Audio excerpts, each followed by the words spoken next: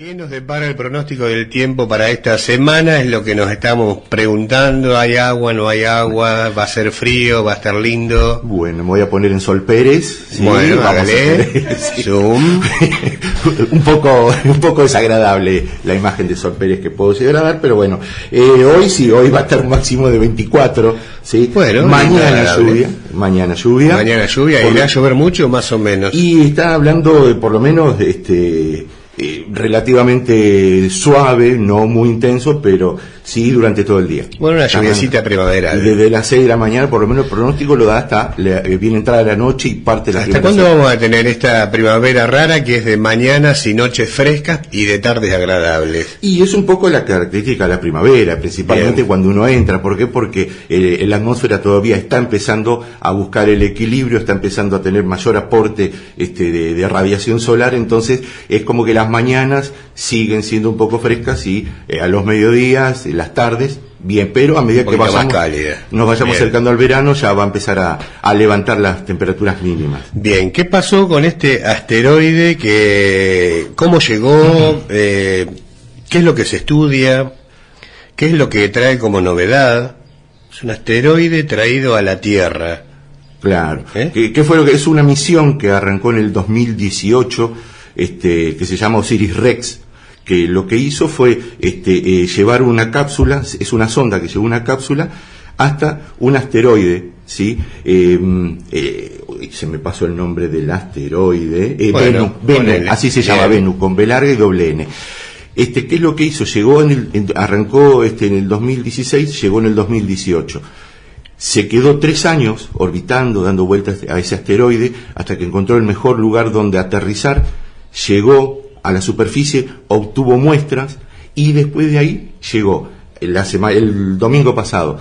Uno dice, ¿qué sentido tiene traer más tierra acá a la Tierra de otro lado? No, pero ese polvo espacial que tiene el asteroide puede traer... Tiene un sentido fundamentalísimo. ¿Por qué? Porque son muestras de la composición del sistema solar primigenio. ¿Sí? Son muestras que no fueron afectados por factores terrestres, como es el sol, mejor dicho, la temperatura, el viento, la lluvia, o sea que mantiene dentro de su composición las características del sistema solar de hace 4.500, 4.600 millones de años. Bien. Entonces, lo que se busca es eso, ver qué características tenía el sistema solar en aquel momento, cómo estaban formados los materiales, y algo muy, muy importante, porque hay que dividir, hay 2 tipos principales de asteroides, los que tienen una composición metálica principalmente, y otra composición de carbono.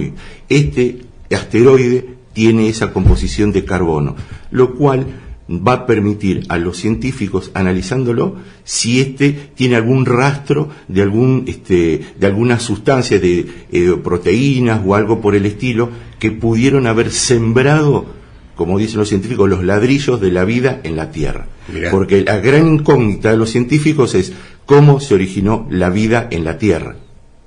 Lógicamente que eso, el haber caído un asteroide con ese tipo de material dentro de él y caer en un lugar propicio como la Tierra, permitió que hoy estemos acá. Es lo mismo que tirar una semilla en medio del desierto o que caiga la semilla en un campo fértil, ¿sí?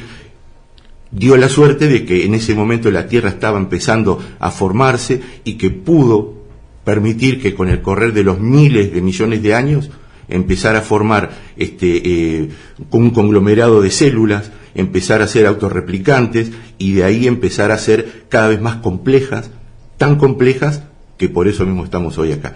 Y la intención del análisis de ese material, de ese asteroide, es buscar qué características tenía el sistema solar de aquel momento. Buenísimo, eso va a dar un montón de respuestas seguramente en el ámbito de la ciencia, en el ámbito de la astronomía, claro, pero no para solo entender todas estas cosas. Pero no solo eso, sino que también de la geología, de la biología, porque si realmente se encuentran ese tipo de materiales, la biología va a tener un montón de información sobre el cual trabajar. ¿Sí? O sea que hay muchos campos que se van a ver beneficiados. También lo de la astronomía planetaria, la geología, hay material para muchas ciencias. Buenísimo, en algún momento lo vamos a conocer a su estudio, ¿no? Hay todos los días información, ¿no? Que se renueva en el ámbito. Totalmente, es más, fíjate que todavía es el día de hoy que se siguen analizando muestras lunares traídas por los astronautas en la década del 70. Se siguen analizando todavía hoy. ¿Por qué? Porque la ciencia va avanzando, va consiguiendo instrumental cada vez más preciso, cada vez más fino se hace el análisis de muestras y de lo que quiera analizarse. Entonces sí o sí los estudios no son concluyentes al 100%, porque siempre hay un poquito más que se puede avanzar con el correr de los años, ¿no? Pero esto tiene que ver, está relacionado, digamos, con una misión a la Luna o una nueva misión a la Luna para encontrar agua. Claro, el asunto de eso es más que nada poder verificar in situ ahí de la existencia de agua en la Luna. ¿Pero por qué? Porque lo que se busca es cuáles serían los mejores emplazamientos para futuros asentamientos lunares. ¿Por qué agua? Porque el agua es un elemento que permite y que es muy dúctil y que se lo puede usar para muchísimas cosas. Primero y principal, para proveer de agua a las misiones o a los asentamientos lunares, ¿sí? Para no tener que llevarlo a la Tierra, porque imagínate el costo de trasladar. Claro, y no solo eso, sino que si yo tengo agua, sabemos que el agua son 2 moléculas de hidrógeno y una de oxígeno.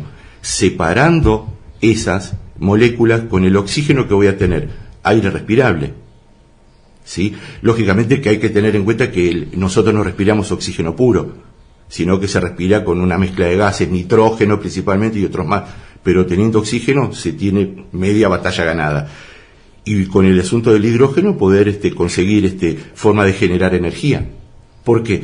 Porque donde aterrizó o alunizó esta sonda India, es de la India, el cuarto país que logra poner un instrumento en la Luna. Primero fueron los rusos, que eso es un gran asunto que comió tanto en el conocimiento de la gente que los yanquis hubieran pisado la Luna, que creen que los yanquis fueron los primeros en todo. No, primero en todo fueron los rusos. Bueno, cambiamos el estereotipo de todo lo que conocíamos hasta ahora. Totalmente, porque el primer satélite fue ruso, ¿sí? El Sputnik. El primer ser humano fue ruso, Yuri Gagarin. La primera astronauta mujer fue rusa, Valentina Tereshkova. La primera misión, el primer instrumento que se posó en la Luna fue ruso. Lo único que hicieron primero los yanquis fue llevar un ser humano a la Luna, y eso se comió todo lo anterior. Así nomás, se comió todo lo anterior. Bueno, y lo que buscan con esto es, volviendo a lo anterior, es buscar un asentamiento para el ser humano en la Luna, que por lo pronto se cree que la mejor posibilidad es en el Polo Sur. ¿Por qué? Porque como la Luna no tiene atmósfera, es el único lugar donde puede llegar a conservarse el agua en estado sólido, podríamos decir. ¿Por qué? Porque tiene tan poca exposición a la luz solar que hay ciertos cráteres que están siempre en una sombra perpetua.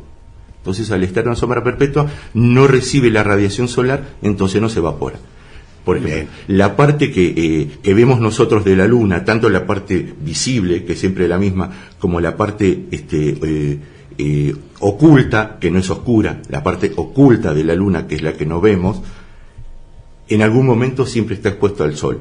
Entonces, eso no hay posibilidad de que en la superficie se encuentre agua. Sí en los polos, porque son las zonas que están menos irradiadas por el sol. Bien, muy interesante, ¿eh?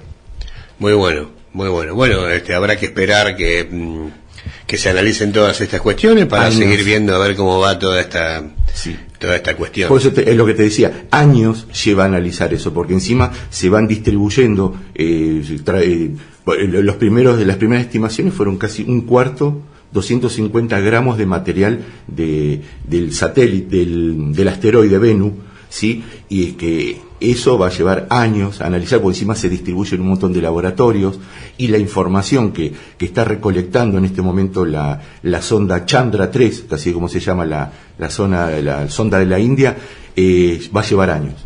Lo que sí ya ha estado descubriendo a través de un método que se llama espectroscopía, que calientan las muestras y analizan la luz de ese material caliente, que han encontrado azufre, titanio, calcio, un montón de elementos que ya conocemos en nuestro planeta. Es que en realidad, según las estimaciones y según todas las pruebas indirectas hasta ahora, la Luna ha sido y se ha formado con restos del material de la Tierra.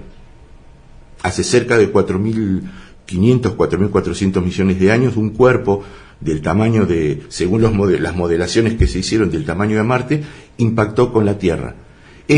Uno de las primeras demostraciones de eso es la inclinación del eje terrestre que habíamos hablado el lunes pasado. Sí. ¿Y qué hizo? Como la Tierra todavía se estaba formando, estaba muy caliente, muy maleable, mucho de ese material terminó desperdigado en el espacio, y con el correr de los millones de años fue formando la Luna. ¿Y cómo se sabe eso? ¿O cómo se puede saber con relativa certeza? Por el análisis de las muestras que trajeron los astronautas de la Luna. Se dieron cuenta que era la misma proporción, la misma cantidad de elementos y todo, salvo hierro. ¿Por qué? Porque las muestras de hierro, al ser calientes y mucho más pesadas que el resto, terminaron decantando hacia el centro de la Luna. Lo mismo que pasó con la Tierra. Por eso nosotros hoy tenemos un núcleo terrestre, principalmente de hierro y una pequeña proporción de níquel. ¿Por qué? Porque el material, al ser más caliente, es más pesado, terminó decantando hacia el centro. Buenísimo. Todo esto tiene que ver con astronomía y algunos fenómenos que suceden en el espacio, en nuestro espacio, sí, y que iremos abordando lunes a lunes con José Durán, que está en el estudio de la radio y que nos visitará todos los lunes un ratito para adentrarnos en estas curiosidades de alguna manera. Asomarnos, mirar un poquito, bueno, ver qué sucede allá afuera y volver de repente a poner los pies sobre la tierra. Totalmente. Y seguir con nuestra vida diaria. Totalmente. José, 1.000.000 de gracias. Buenísimo el segmento. Bueno, muchísimas gracias y gracias de vuelta por el espacio que nos das a Astronomía Rural. Por favor. Vamos enseguida, hacemos bloque de las 10, volvemos un poquito de música. Esto es Nada Personal por Radio Urbana de Oro 95.9. Alerta 1. Falta menos para el verano.